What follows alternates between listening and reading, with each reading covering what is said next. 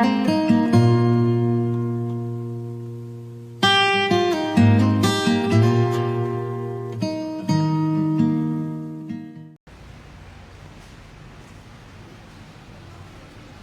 capítulo 10, eu só estou adiantando um pouquinho, mas é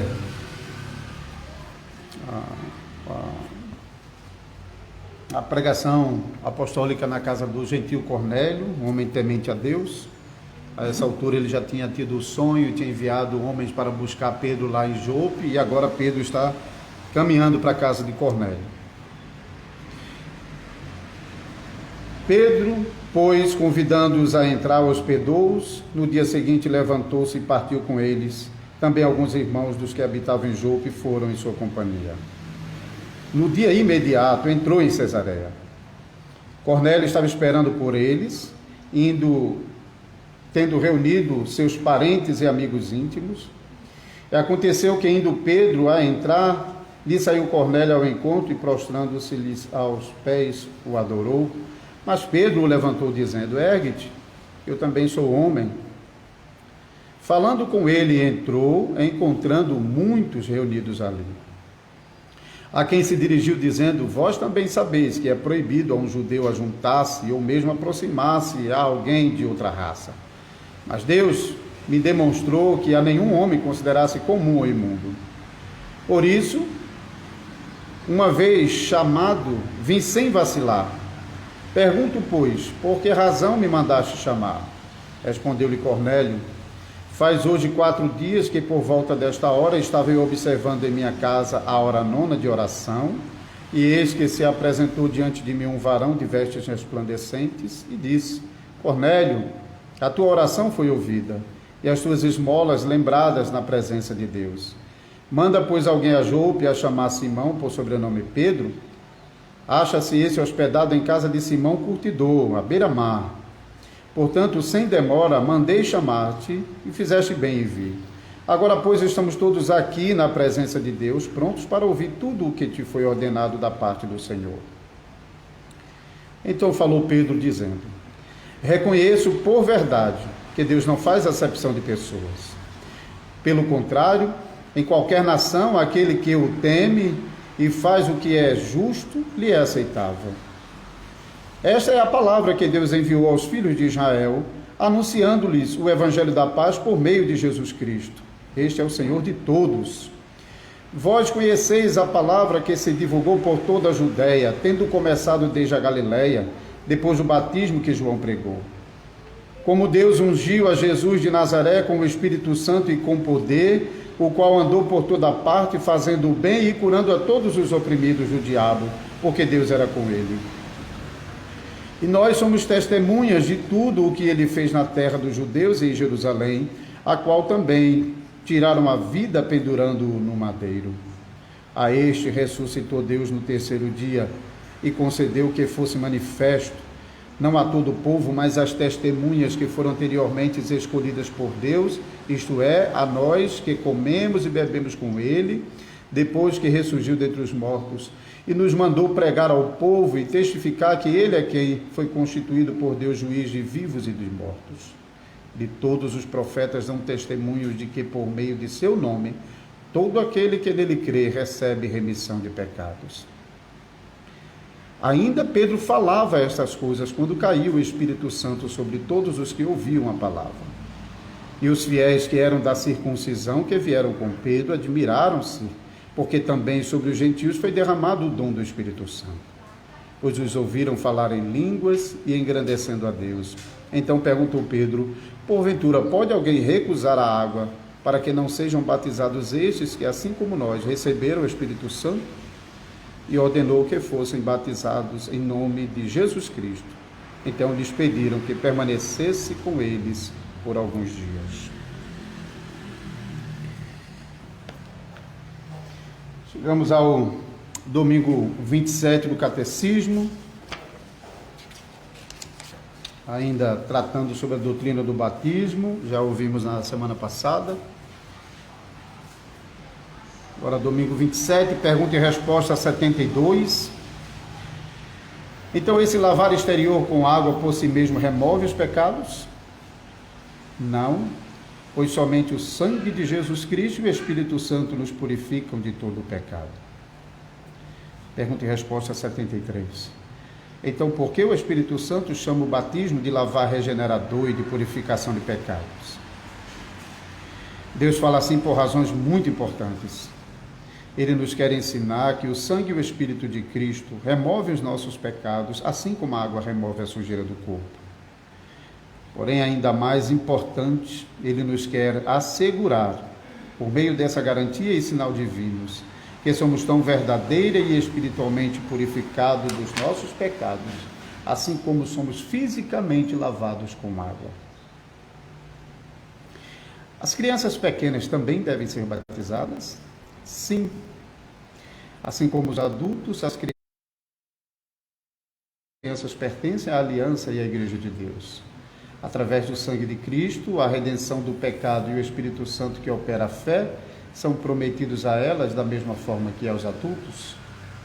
Portanto, por meio do batismo, como sinal da aliança, elas devem ser enxertadas na Igreja de Cristo e distinguidas dos filhos dos incrédulos.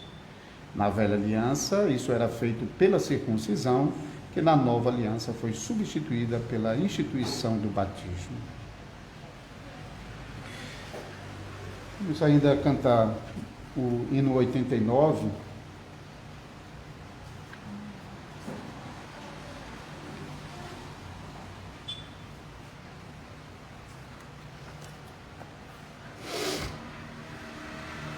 Página 81.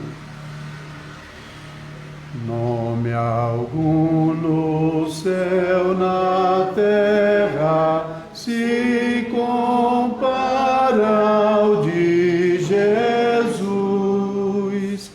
Ele sobre tudo reina, ele é minha eterna luz. Minhas dores ele sofre, sara o enfermo coração. Seu amor me dá alívio na tristeza e na aflição.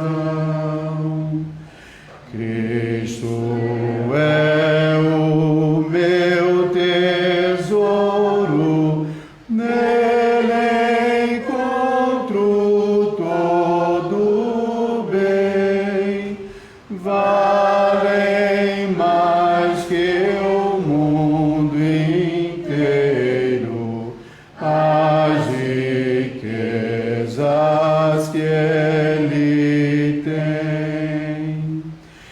É Jesus meu alimento, o meu pão celestial, do mais velho e santo gozo. Ele é meu manancial. Infinita é sua graça, impossível de sondar. Com os santos e anjos quero ao Senhor louvores dar.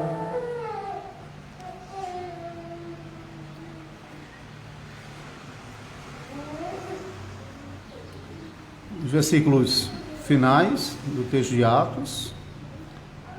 Ainda Pedro falava estas coisas quando caiu o Espírito Santo sobre todos os que ouviam a palavra. E os fiéis que eram da circuncisão que vieram com Pedro admiraram-se, porque também sobre os gentios foi derramado o dom do Espírito Santo. Pois os ouviram falando em línguas e engrandecendo a Deus. Então perguntou Pedro: porventura pode alguém recusar a água para que não sejam batizados esses que, assim como nós, receberam o Espírito Santo? e ordenou que fossem batizados em nome de Jesus Cristo. Então lhes pediram que permanecessem com eles por alguns dias. Vamos orar, vamos pedir a ajuda do Senhor. Ó Deus, mais uma vez nós apelamos à Tua bondade, para que, assim como temos provado da Tua graça até agora, na certeza de que o Senhor está conosco e nos tem feito ouvir a Sua voz pelas leituras bíblicas, também agora pela pregação da Tua palavra que nos foi lida, nós possamos nos deleitar em Ti e na Tua doce voz. Faze com que o nosso coração possa vencer as fraquezas pelo poder do Espírito Santo e reconhecer a voz do bom pastor e se deleitar nela. Que o nosso coração possa humildemente se colocar diante do Senhor, disposto a ouvir e a viver a palavra que nos é pregada. Abençoa o Teu povo, abençoa o pregador, não apenas aqui, mas também nas igrejas de Jesus Cristo que estão se reunindo nessa manhã de domingo. Abençoa-nos e perdoa-nos os pecados em Cristo Jesus. Nós te pedimos. Amém.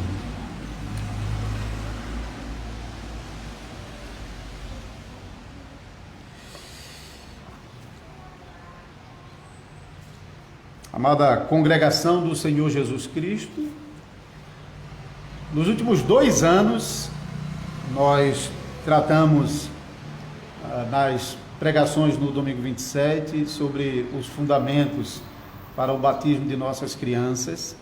Nessas 2 pregações, nos últimos 2 anos, nós ouvimos que o batismo é sinal e selo da promessa da fé. Portanto, aponta para a aliança, não aponta para a nossa fé. Mas o batismo só pode ser aplicado na família da fé. Então agora, nós podemos avançar um pouco mais para falar mais especificamente sobre o batismo dos nossos filhos. 2 coisas então devem estar na nossa mente quando nós estamos olhando para o batismo e aprendendo mais sobre a doutrina do batismo. Uma coisa é aquilo que a gente já vem aprendendo, que é a função do batismo. O batismo funciona como sinal que aponta e selo que garante e confirma a promessa do Evangelho. Mas agora também precisamos de um aspecto que nos ajuda a compreender melhor isso, que é o aspecto da continuidade e descontinuidade da aliança na relação entre Antigo e Novo Testamento. Então, sobre a continuidade ou descontinuidade entre Antigo e Novo Testamento, no que fala particularmente sobre a aliança, nós reconhecemos que há as 2 coisas. Há continuidade e há descontinuidade. Mas nós afirmamos que a descontinuidade, ela se dá nas questões externas, não essenciais das doutrinas. E que essa descontinuidade em relação aos aspectos externos da doutrina já era previsto mesmo no Antigo Testamento. Então eu gostaria de ler alguns textos agora com os irmãos, com bastante calma, para nós termos esse princípio já em nossa mente. O primeiro deles, Deuteronômio capítulo 18, versículo 15, porque Moisés, como o profeta que entregou a lei, ele prenunciou a vinda de um profeta que ensinaria as verdades da lei. Deuteronômio 18, no versículo 15, tem alguns versículos, a partir do 15. O Senhor teu Deus te suscitará um profeta do meio de ti, de teus irmãos, semelhante a mim, a ele ouvirás. Segundo tudo o que pediste ao Senhor teu Deus em Horebe, quando reunido o povo, não ouvirei mais a voz do Senhor meu Deus, nem mais verei este grande fogo, para que não morram. Então o Senhor me disse: falam bem aquilo que disseram. Suscitar-lhe-eis um profeta no meio de seus irmãos, semelhante a ti, em cuja boca porei as minhas palavras, e eles lhe falará tudo o que eu lhes ordenar. De todo aquele que não ouvir as minhas palavras, que ele falar em meu nome, disso lhe pedirei contas. Então nós vamos para o Novo Testamento, por exemplo, Hebreus capítulo 1, e nós vamos ver o cumprimento desta promessa em Jesus Cristo. Havendo Deus outrora falado muitas vezes e de muitas maneiras aos pais pelos profetas, nesses últimos dias nos falou pelo Filho, a quem constituiu o herdeiro de todas as coisas, pelo qual também fez o universo. Ele que é o resplendor da glória e a expressão exata do seu ser, sustentando todas as coisas pela palavra do seu poder, depois de ter feito a purificação dos pecados, assentou-se à direita da majestade nas alturas, tendo-se tornado tão superior aos anjos, quanto herdou mais excelente nome do que eles. Então, do ponto de vista da entrega da palavra, então o profeta Moisés já apontava para o profeta que viria e que se cumpriu, Jesus Cristo. Do ponto de vista da lei, enquanto as ordenanças da aliança, a lei também previa o tempo quando ela alcançaria um aspecto novo. Então, começando com Jeremias capítulo 31, que é também um texto bastante conhecido.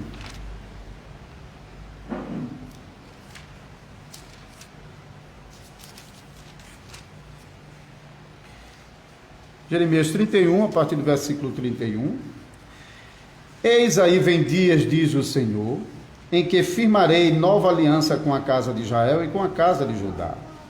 Não conforme a aliança que fiz com seus pais no dia em que os tomei pela mão para os tirar da terra do Egito, porquanto eles anularam a minha aliança, não obstante eu os haver desposado, diz o Senhor. Porque esta é a aliança que firmarei com a casa de Israel depois daqueles dias, diz o Senhor. Na mente lhes imprimirei as minhas leis, também no coração lhes escrevereis. Eu serei o seu Deus, e eles serão o meu povo. Não ensinará jamais cada um ao seu próximo, nem cada um ao seu irmão, dizendo, conhece ao Senhor, porque todos me conhecerão, desde o menor até o maior deles. Diz o Senhor, pois perdoarei as suas iniquidades, e dos seus pecados jamais me lembrarei. Então, do ponto de vista da aliança que foi feito, apontado pelos aspectos externos, esses aspectos não seriam mais necessários, porque Deus agora fixaria essa lei no coração por meio da obra da regeneração do Espírito Santo, perdoando os pecados dos pecadores. E esse aspecto de que essa aliança alcançaria um cumprimento, nós encontramos, por exemplo, passagens como Romanos 10, o texto que nós inclusive já tratamos recentemente, e naquele momento eu expliquei o versículo 4 de Romanos 10, que nos diz, porque o fim da lei é Cristo para a justiça de todo aquele que crê. E eu expliquei que o fim da lei não é que a lei acabou, mas que a lei alcançou o seu telos, o seu alvo, o seu objetivo. Então a lei falava sobre Cristo, apontava para Cristo, e Cristo, quando vem, cumpre a lei, então toda a lei agora está nele. A lei não foi abolida, não foi abrogada, mas a lei agora é cumprida nele. Outra passagem é Hebreus, capítulo 9,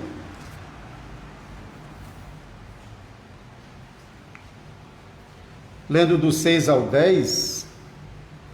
Ora, depois de tudo isto, assim preparado, continuamente entram no primeiro tabernáculo os sacerdotes para realizar os serviços sagrados.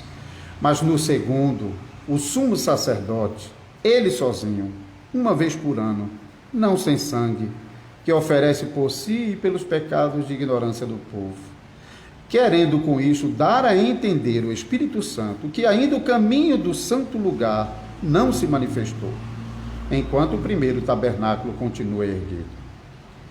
É isto uma parábola para a época presente, e segundo esta, se oferecem tanto dons como sacrifícios, embora estes, no tocante à consciência, sejam ineficazes para aperfeiçoar aquele que presta culto, os quais não passam de ordenanças da carne, baseadas somente em comida e bebidas e diversas abluções, impostas até o tempo oportuno da reforma. E aqui não é a reforma protestante, é a reforma da lei. Mas o interessante aqui é quando diz que essas ordenanças do Antigo Testamento não passavam de ordenanças da carne, baseadas somente em comida e bebida e diversas abluções. A palavra para abluções aqui é batismos. O batismo não era uma coisa estranha no Antigo Testamento. O batismo já estava presente nos vários rituais de lavagem, de purificação no Antigo Testamento. Porém, agora no Novo Testamento, o batismo vai ser tomado como a imagem principal da obra de purificação dos pecados, mas já estava presente no Antigo Testamento.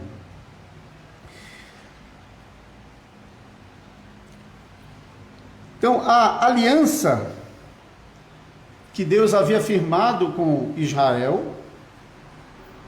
não era uma aliança que continuaria nos seus aspectos externos continuamente, mas a aliança propriamente dita, a aliança em si, é uma aliança eterna, uma aliança que não se acaba. Ela experimentou uma renovação no período do Novo Testamento, como Jeremias profetizou, mas ela não é nova aliança no sentido de que ela substitui a primeira, mas que essa aliança, durante o período do Antigo Testamento, alcança o seu alvo, o seu objetivo, em Jesus Cristo, que renova essa aliança por meio da sua obra redentora na cruz, como cumprimento de tudo aquilo que foi sinalizado, apontado, simbolizado no Antigo Testamento, como nós lemos em Hebreus. Então, a aliança do Novo Testamento não é uma coisa essencialmente nova, mas ela tem elementos externamente novos. Mas a aliança do Novo Testamento é uma aliança que está baseada na aliança do Antigo Testamento. Uma aliança que se baseia nas promessas feitas a Israel, que por sua vez se baseia na promessa feita a Abraão, que por sua vez se baseia na promessa feita aos nossos primeiros pais no Jardim do Éden. Então, a promessa mãe de Gênesis 3,15, feita a Adão e Eva, ela alcançou um patamar mais desenvolvido em Abraão, e nós vimos aqui que Abraão foi escolhido por Deus não porque ele era melhor do que os outros, mas Deus vai na descendência de Sete e escolhe Abraão, e agora por meio da descendência de Abraão, conforme a promessa, Deus estabelece a nação pactual de Israel. Então, como nação pactual, no Antigo Testamento, Israel recebeu ordenanças próprias, para, por meio dessas ordenanças, cumprirem os princípios eternos, ordenanças eternas. Então, esses princípios eternos estão no Antigo Testamento resumidos, por exemplo, nos 10 Mandamentos, não exclusivamente nos 10 Mandamentos, mas quando nós estamos lendo os 10 Mandamentos, nós estamos lendo um resumo desses princípios eternos que Deus espalhou em toda a sua palavra. E então, Israel recebeu uma maneira própria para aplicar esses princípios no dia a dia da nação pactual de Israel. Então, o que nós vamos ver no restante da lei, de toda a lei, é a aplicação daqueles princípios que estão nos 10 Mandamentos. Tudo mais na lei é a aplicação desses princípios eternos. Mas a aplicação desses princípios que estão nos 10 Mandamentos poderia ser aplicado também de maneiras diferentes daquela que Israel recebeu diretamente do Senhor como nação pactual. Prova disso é que a própria nação de Israel desenvolveu uma grande tradição baseada na lei. Então, Israel, experimentando cada vez situações novas, eles iam para a lei e estabeleciam práticas de acordo com esses princípios.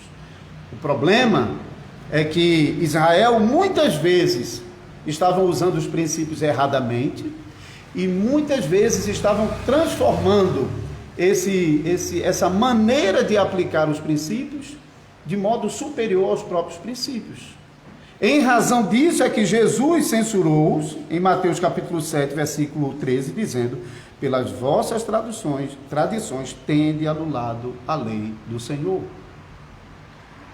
Mas em outros lugares o próprio Senhor Jesus reconheceu a tradição. Há muita coisa no Novo Testamento que não vem diretamente da lei, mas brota da tradição que foi desenvolvida em Israel e a respeito das quais o Senhor Jesus não falou nada contra, não anulou, não disse que não podia. Por exemplo, em João 7 fala sobre uma grande festa na qual tinha a prática de eles derramarem a água.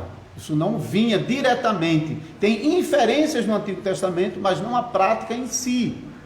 Apesar disso, Jesus usou a ocasião para ensinar que assim como aquela água derramada representava o Espírito Santo, ele mesmo faria com que rios de água viva jorrassem no coração dos seus filhos. Então Jesus usou a própria situação para ensinar.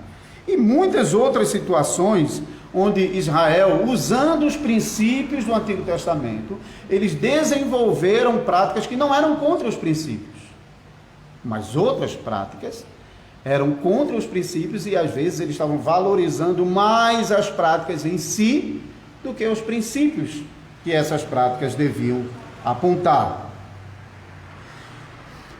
Quando chega o período do Novo Testamento, quando o Evangelho agora está saindo de Israel, então veja que o Evangelho ele foi dado à nação pactual de Israel por meio da lei, e por meio da lei Israel recebeu uma maneira própria de aplicar. Existiam várias regras, vários preceitos, vários mandamentos que aplicavam os princípios dos 10 mandamentos.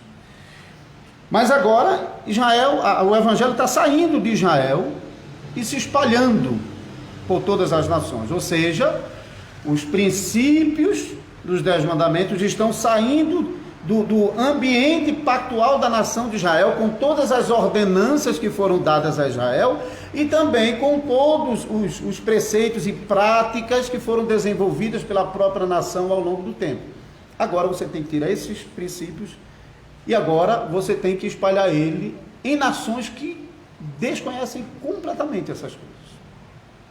Como vai funcionar isso? Os apóstolos, especialmente o apóstolo Paulo, vai lidar com muitas situações onde ele precisa aplicar os princípios dos 10 mandamentos a situações completamente novas.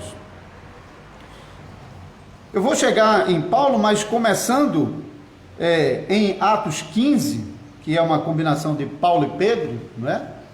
Em Atos 15, é um bom exemplo porque nós percebemos ali uma luta da igreja para demonstrar essa verdade, de que os princípios antigos precisam ser preservados mesmo em nações gentílicas, mas não por meio de ordenanças que estavam ligadas à nação pactual de Israel. Então, depois que a pregação aos gentios se espalhou por meio da igreja de Antioquia, usando o apóstolo Paulo, e aqueles que eram da circuncisão, que também está aqui no texto de Cornélio, eles não conseguiram aceitar que os gentios recebessem o evangelho sem receber todo o arcabouço de práticas e costumes e normas do Antigo Testamento. Eles queriam que os gentios se convertessem ao evangelho, crendo em Jesus Cristo, guardassem também a lei e fossem circuncidados. Mas aquela reunião, que às vezes é chamada de concílio, embora tenha aspectos especiais ali, ela tomou uma decisão importante para a igreja. Elas decidiram, as igrejas de Antioquia e Jerusalém reunidas, decidiram que os princípios deveriam ser preservados, mas não deveria ser imposto sobre os gentios o encargo de serem circuncidados e guardar a lei. Então, isso funcionou dentro da nação pactual de Israel, mas não funciona agora fora de Israel, no mundo gentílico.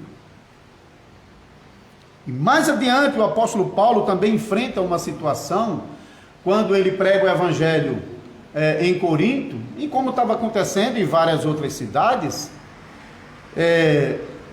Um estava crendo e o outro não.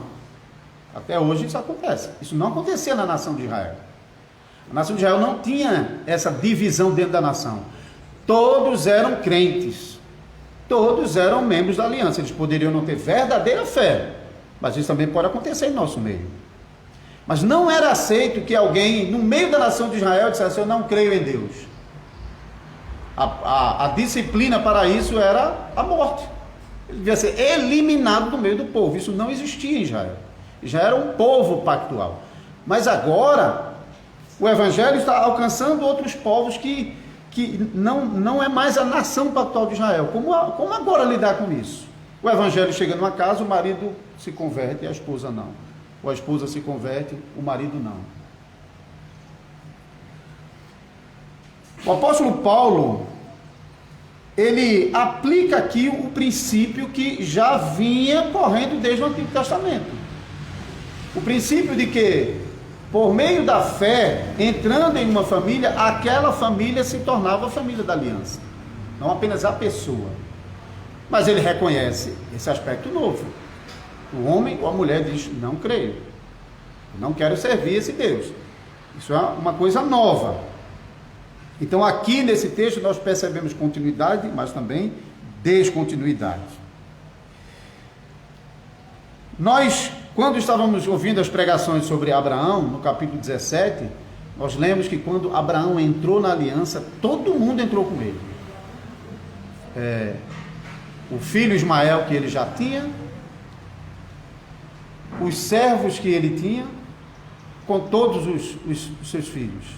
Então ele, mulher não era circuncidado, mas entrava na aliança por meio do marido, mas os servos e os filhos, o filho dele e os filhos do servo, todo mundo entrou na aliança. Capítulo 17. Mais adiante, em Josué capítulo 5, nós vemos a nação inteira de Israel sendo circuncidada. Uma renovação do pacto que não havia sido feita durante o deserto. E no final do livro de Josué, nós encontramos Josué dizendo: eu e minha casa serviremos ao Senhor. Então, Israel, como nação pactual, todos eram circuncidados, todos os homens e as mulheres eram circuncidadas no homem, e assim a casa não entrava na aliança, deixando alguém do lado de fora. Um exemplo atípico nós encontraremos em Josué capítulo 12 e capítulo 6, que é o exemplo de Raabe. Era uma mulher, não era um homem, mas ela entra com toda a sua casa, ninguém fica de fora. Por causa da fé de Raabe, toda a família entrou. O texto não fala sobre a fé dos demais membros da família de Raabe, mas com ela entrou toda a família. Então, a diferença agora, Paulo tem esses princípios, o princípio pactual. Deus lida com família. Deus não despreza aqueles que estão juntos com o homem ou a mulher que estão entrando dentro da aliança. Seja ele já um judeu ou mesmo um gentio que entre por meio da fé no Deus de Israel. E nós sabemos que todos eles tinham que circuncidar, porque essa lei já estava estabelecida lá em Êxodo, capítulo 12, quando saíram do Egito, Deus já disse: ninguém poderia permanecer no meio da nação sem a circuncisão, e ninguém poderia participar da ceia sem ser circuncidado. Nenhum incircunciso permaneceria no meio da nação de Israel. Mas agora, no ambiente novo, um crê, outro não crê. Paulo poderia dizer: não, então não tem mudança nenhuma, não. É a família toda, ou entra a família toda, ou mata o homem ou a mulher que não crê. Não, Paulo reconhece que os princípios eternos estão sendo aplicados em um momento novo, em um ambiente novo, e nesse ambiente novo, ele reconhece que é possível que o cônjuge, o homem ou a mulher, não aceite a fé juntamente com o seu companheiro ou com a sua companheira. O que resta, Paulo vai dizer no próprio capítulo 7, é orar e dar um bom testemunho para que o marido ou a esposa descrente seja alcançado pela fé. Pedro repete o mesmo princípio lá em 1 Pedro 3. As mulheres sejam submissas aos maridos e para que por um justo proceder possam ganhar os seus maridos para Deus. Então, Paulo reconhece que agora é uma situação nova, não funciona mais como no antigo Israel, mas o princípio ainda continua. Deus ainda tem uma aliança com toda a família. E aí o que Pedro vai dizer? Que tanto o marido é santificado pela esposa, como a esposa santificada pelo marido, e os filhos, versículo 14, ele diz, agora são santos, de outra forma seriam imundos. Porque se o homem, por ser descrente, não está dentro do contexto de aliança, e provando dessa santificação da aliança, ou a mulher permanecessem fora e fossem imundos, então os filhos seriam igualmente imundos. Mas Paulo não afirma isso aqui. Ele reconhece que o cônjuge descrente, Paulo não está dizendo que a santificação implica em salvação, porque ele continua usando o termo descrente, mas ele mostra que apesar da descrença, o ambiente do lar é santificado no marido crente ou na esposa crente. Dessa forma, os filhos são santos ao Senhor.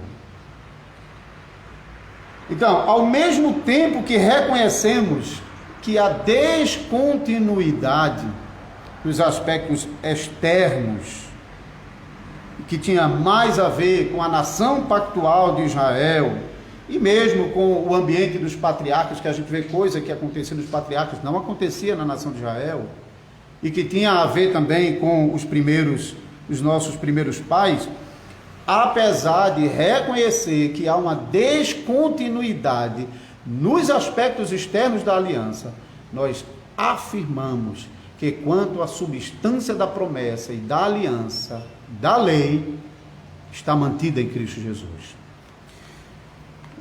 Nós vamos ler agora o artigo 25 da Confissão Belga, que tem um bom resumo, para não ser preciso nós avaliarmos mais muitas coisas. Vocês podem pegar as referências, inclusive algumas delas eu já mencionei aqui. O artigo 25 da Confissão Belga diz: Cristo, o cumprimento da lei. Um artigo pequeno. Cremos que as cerimônias e os símbolos da lei cessaram com a vinda de Cristo. Descontinuidade. Não tem cerimônias e esses símbolos na nova aliança. E que todas as sombras foram cumpridas, de modo que o uso delas deve ser abolido entre os cristãos. Tentar manter esses símbolos que apontavam para a obra redentora de Cristo é o mesmo que negar a obra de Cristo. Por isso, reconhecemos descontinuidade. Essas coisas não têm mais um valor em si mesmos. Apesar disso, contudo, a verdade e a substância delas, de todas essas coisas, sombras, tipos,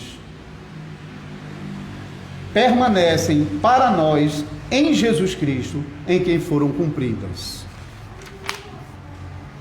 No entanto, ainda usamos os testemunhos tirados da lei e dos profetas para nos confirmar nas doutrinas do Evangelho e para ordenarmos a nossa vida com toda a honradez, conforme a vontade de Deus e para a glória de Deus.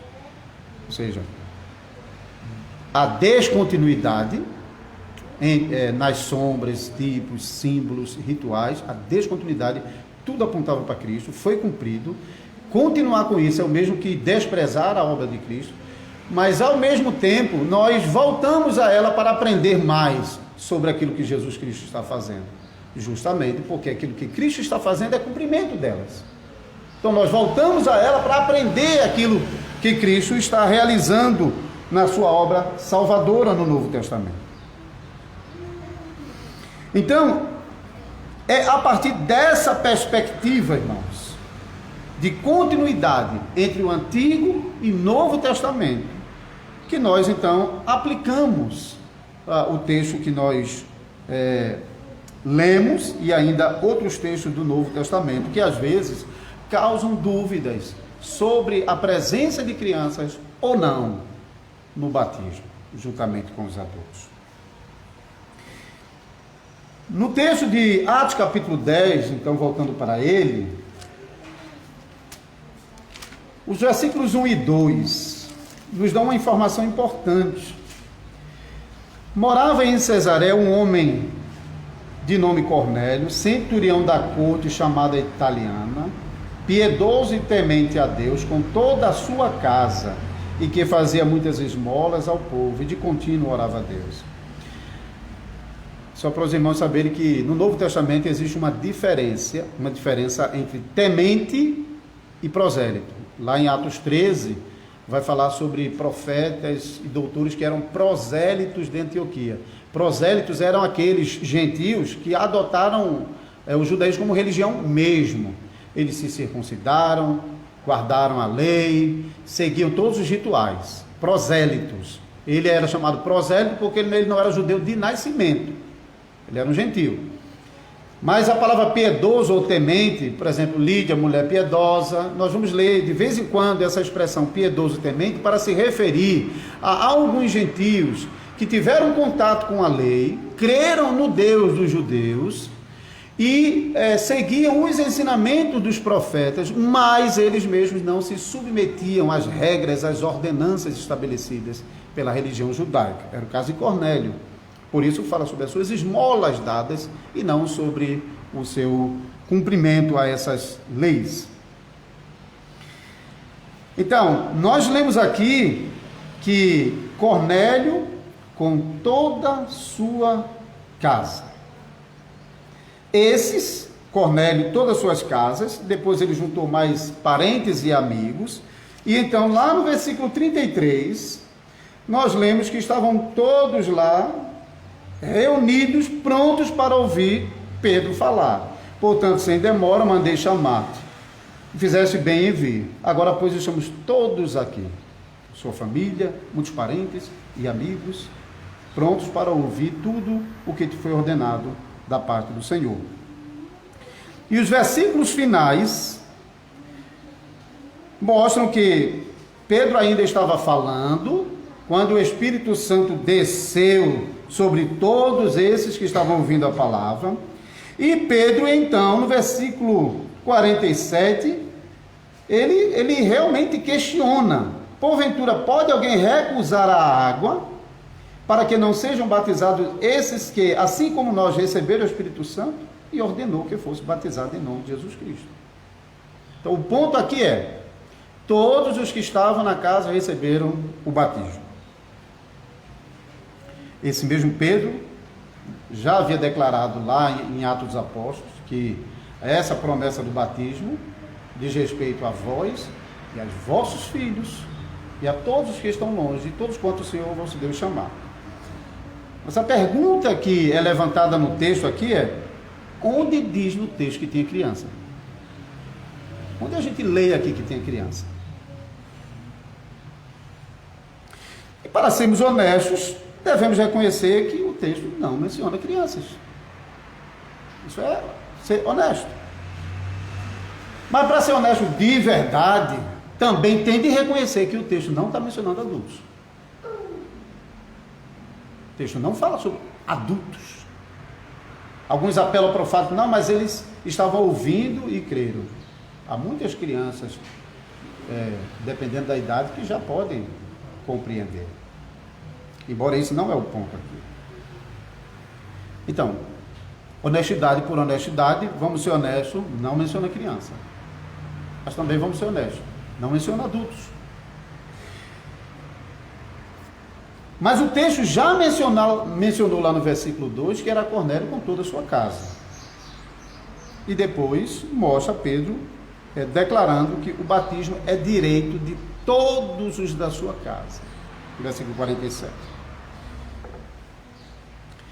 Essa mesma situação acontece em outros lugares. Por exemplo, no capítulo 16, aparece duas vezes. Primeiro, na casa de Lídia, versículo 14 e 15, certa mulher chamada Lídia, da cidade de Tiatira, vendedora de púrpura, temente a Deus, nos escutava. O Senhor lhe abriu o coração para atender às coisas que Paulo dizia.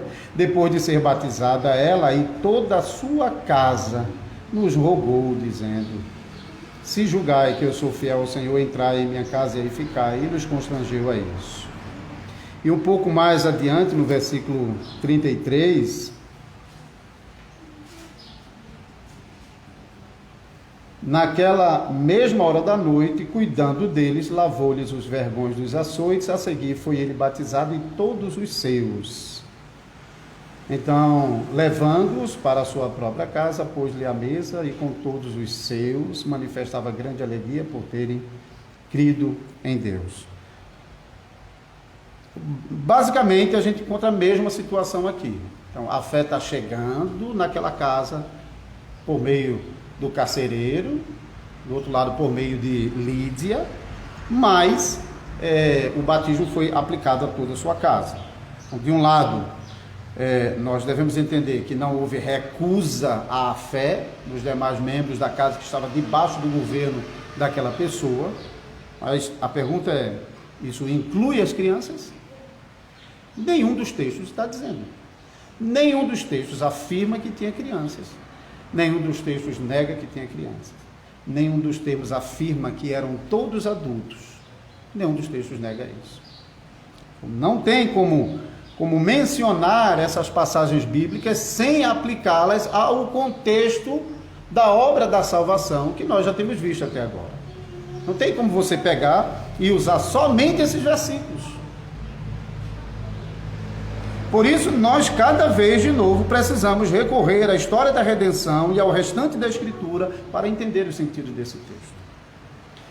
Agora, com tudo que vocês ouviram previamente, por isso eu então fiz isso, de começar lá atrás. Depois de ouvir tudo isso, qual é a interpretação mais natural que lhe vem à mente? Quando diz que ele foi batizado com toda a sua casa. É que esse texto está ensinando que crianças estão excluídas ou que todos na casa são batizados. Se tem crianças, então naturalmente as crianças também serão batizadas.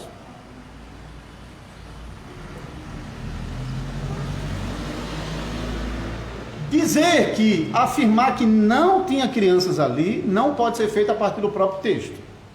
E o texto nem afirma uma coisa nem outra. Para afirmar isso, tem então que sair do texto e fazer o mesmo caminho que a gente está fazendo, e então demonstrar na história da redenção que as crianças haveriam de ser excluídas da aliança de Deus que Deus havia estabelecido com o seu povo. Então, teria que demonstrar que, diferentemente do Antigo Testamento, onde as crianças estavam incluídas no pacto, no Novo Testamento, no estabelecimento da renovação do pacto, as crianças não mais participariam da aliança e, portanto, não receberiam o sinal da aliança. E nós já vimos que o sinal da aliança no Antigo Testamento era a circuncisão. No Novo Testamento está caminhando por meio de Cristo para o estabelecimento do batismo, porque foi o próprio Cristo que estabeleceu. Então não é que uma coisa foi substituída por outra sem passar por Cristo. Circuncisão também apontava para Cristo. E em Cristo a circuncisão foi cumprida, e Cristo agora estabelece um novo sinal externo para a aliança que agora ele estende às outras nações e não somente ao povo de Israel. Então, terá que ser demonstrado que há uma descontinuidade em um aspecto fundamental da aliança, que é o aspecto pactual da família, que incluía também a questão das crianças. É possível, e de vez em quando a gente vê alguns aspectos do Antigo Testamento que é descontinuado no Novo, que é até chocante, mas nós vemos passagens claramente falando sobre essa descontinuidade. Então, esperaríamos que algo tão importante no Novo Testamento fosse demonstrado, fosse explicado, mas não há no Novo Testamento uma única passagem que explique que as crianças agora na nova aliança devam ficar fora. Jesus, em mais de um momento, separou a criança, trouxe para o meio e disse: não os estorvais de vir a mim, porque deles é o reino dos céus. Enquanto que os adultos queriam separá-los, não, criança não precisa estar aqui. Jesus disse: não, deixe, faz parte do pacto. Então nós não acreditamos que um aspecto tão importante da aliança de Deus, sem nenhuma explicação razoável no Novo Testamento, foi descontinuado. Cremos que a essência do pacto continua com a promessa da redenção dos pecados, que não é somente coisa para adultos, mas é uma necessidade também para os nossos filhos, porque não há outra maneira dos nossos filhos serem salvos, senão por meio do sangue de Cristo Jesus, que nos é apontado e garantido por meio da água do batismo.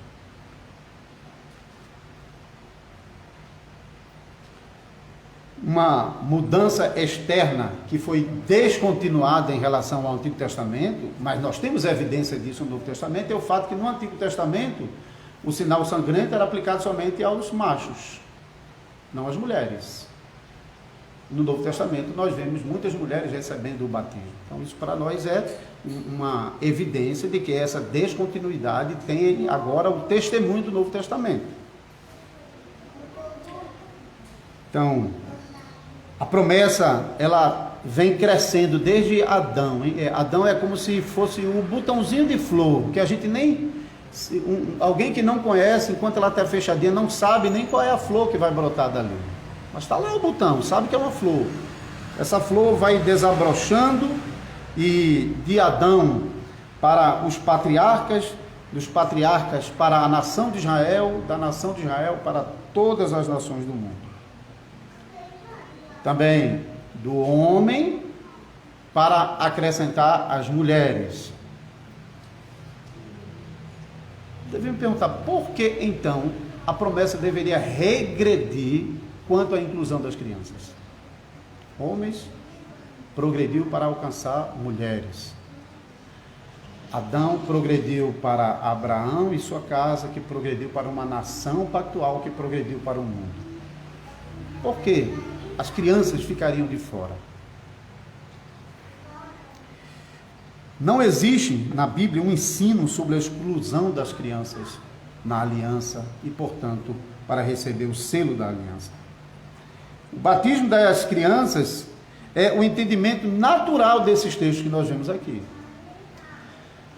Por que razão o escritor não teve preocupação de escrever claramente que houve uma mudança radical em relação ao Antigo Testamento, que agora as crianças não têm mais? Porque ele não afirmou nesses textos essa mudança, que agora não tinha criança, que agora era só adulto. Por que razão o escritor vai escrevendo naturalmente com base naquilo que já existia? Ele escreve pressupondo que os seus leitores compreenderiam facilmente que não houve mudança. Se houvesse mudança, seria necessário uma explicação.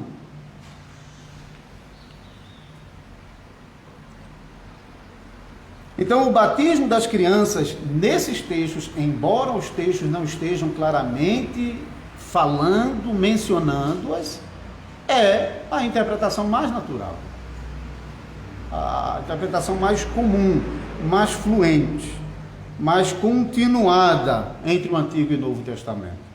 Nós não inventamos essa doutrina. Nem se trata de uma doutrina herdada de Roma. Trata-se da doutrina da palavra de Deus, que é ensinada tanto no Antigo como no Novo Testamento. E para concluir, somente uma coisa. Alguns irão mencionar que no Novo Testamento lemos sobre a exigência de se crer em Jesus Cristo antes de ser batizado. Quer dizer, Israel não precisava crer. Israel precisava crer. Para entrar na aliança precisava. Qualquer Raabe entrou porque creu. E qualquer outro que entrasse, entrou porque creu. Mas a forma de entrar na aliança não era exclusivamente porque creu. Porque Abraão creu, mas Isaac não. Mas estava na aliança com ele. Então, é verdade que no Novo Testamento, o ingresso na aliança não prescindia de fé. Não é que agora poderia entrar, qualquer pessoa poderia entrar sem fé, de jeito nenhum. Qualquer pessoa que estava do lado de fora, para ingressar, era necessário a fé. Por isso, então, a pregação, Pedro faz isso em Atos 2:38, no mesmo texto que ele vai falar sobre as promessas aos filhos, ele diz: arrependei-vos e crede para que sejam batizados em nome de Jesus Cristo. Paulo disse a mesma coisa ao carcereiro de Filipe: crê no Senhor Jesus Cristo e será salvo, tu e tua casa. Então, é claro que ninguém pode entrar na aliança sem fé, mas a questão é: somente os adultos que professam a fé entram na aliança, ou aqueles que pertencem aos adultos entram na aliança juntamente com eles? Então, não é sem fé que as crianças entram na aliança, mas não é a demonstração da sua própria fé, mas é o fato de que essas crianças pertencem aos pais, e por causa disso Deus não deixa essas crianças fora da aliança. É estranho a Escritura, se consideramos a unidade entre Antigo e Novo Testamento, é estranho a promessa pactual de Deus, na qual Deus vinha incluindo toda a descendência na promessa, recebendo o sinal da aliança. Por isso, nós lemos no Salmo 105 e cantamos que essa aliança era confirmada em todo filho que nasceu.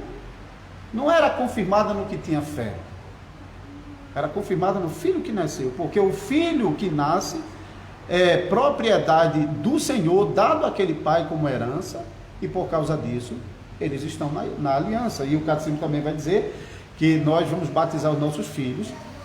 Até o catecismo fala para incluir na aliança, mas aqui é o aspecto externo, porque ao nascer elas já são filhos da aliança, hein? E precisam receber o sinal que testemunham que essa criança é diferente do filho dos incrédulos. Então é estranho o ensino de que nós entramos na aliança, mas Deus faz assim para os nossos filhos: não, vocês têm que crescer, têm que ter fé, têm que crer, têm que ter uma experiência, e então vocês entram. Isso é estranho, tanto no Antigo como no Novo Testamento, como a gente está vendo. Os nossos filhos entram na aliança com os pais, mas agora os pais precisam ser zelosos para ensinar a fé que ele confessa aos seus filhos, para que os seus filhos cresçam nessa fé e cheguem ao ponto de publicamente confessá-la e assumir os compromissos públicos da fé, como também acontecia no antigo Israel. Como pais, agora nós somos chamados a esse dever, a essa responsabilidade. Deus também disse isso de Abraão quando o escolheu. No capítulo 18 diz que não ia negar nada a Abraão, capítulo 19, porque ele sabia que Abraão ordenaria os seus filhos depois dele. Esse é o dever da gente como pais. Aqueles que já possuem filhos pequenos e aqueles que ainda vão receber filhos devem ter a plena consciência da responsabilidade que tem de ensinar aos filhos o significado do batismo. Por que você foi batizado? O que significa isso? Os nossos filhos devem crescer repetindo o significado do batismo. E não devemos ter receio de repetir cada vez de novo, porque nós mesmos estamos ouvindo cada vez de novo a pregação, os 10 mandamentos e outras coisas, porque Deus sabe que nós precisamos. Nosso coração é fraco, é corrupto. Facilmente nós nos desviamos das promessas, nos atribulamos, porque não abraçamos essa promessa com fé.